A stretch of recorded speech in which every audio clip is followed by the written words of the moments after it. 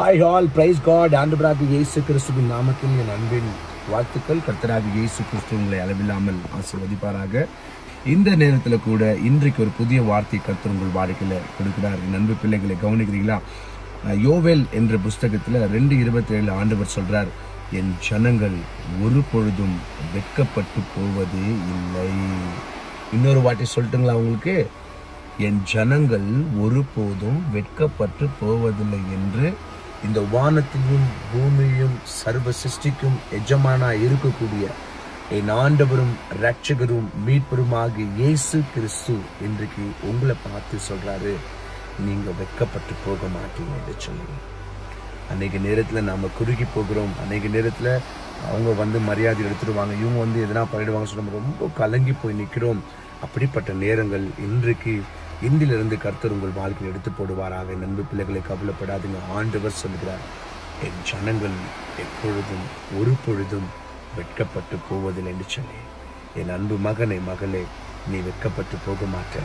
நீ சீரும் சிறப்புமாக வாழ்வ. சகல காரியங்களும் கர்த்தர் உனக்கு கொடுத்து இந்த உலகத்துல உங்க குடும்பங்களுக்கு, சொந்தங்களுக்கு, ஜனங்களுக்கு மத்தியில ஆண்டவர் உனக்கு ஒரு பெரிய காரியத்தை செய்து உயர்வான இடத்துல வைப்பார். நான் மீண்டும் சொல்றேன், நீங்க ஒருபோதும் வெட்கப்பட்டு போக மாட்டீங்க. இது நான் சொல்ல, ஆண்டவராக இயேசு கிறிஸ்து சொல்றாரு, என் ஜனங்கள் ஒரு பொழுதும் வெட்கப்பட்டு போவதுன்னு சொல்லி. இவ்வளவு நாள் நீங்க பட்ட எல்லா வெட்கத்துக்கு இரட்டிப்பான நன்மையை கர்த்தர் செய்வார். கவலைப்படாதீங்க, ஜெபம் பண்ணுங்க, ஆண்டவர் பெரிய காரியங்கள் செய்வார். ஜெபிக்கலாமா? பரலோக பிதாவே, என் ஆண்டவராக இயேசு கிறிஸ்துவே, சர்வ வல்லமையுள்ள தேவனை கொடுத்த அன்பின் வாழ்த்துக்கள். உங்க நாம மகிமைப்பட்டும் பெரிய காரியங்களை செய்வதாக இயேசு கிறிஸ்துவின் மூலம் ஜெபிக்கிறோம் பிதாவே, ஆமென்.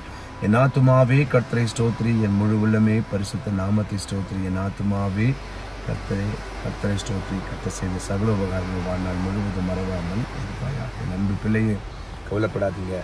வெட்கத்துக்கு பதிலாக ஆண்டவர் இரட்டிப்பான நன்மைகள் உங்கள் வாழ்க்கையில் கொடுப்பார். எல்லா வெட்கம் போய் இதிலிருந்து புதிய நன்மைகளை கர்த்தர் உங்கள் வாழ்க்கையில் செய்வார். கலங்காதீங்க, திகையாதீங்க. ஆண்டவர் மேலே உங்கள் பாரத்தை போட்டு உங்கள் வேலைகளை செய்யுங்க. ஆண்டவர் பெரிய நன்மைகளை செய்வார். மீண்டும் நம்ம நாளைக்கு சந்திக்கலாம். அதுவரைக்கும் தெய்வனாகிய கர்த்தர் உங்களோடு கூட இருப்பாராக. ஆமென்.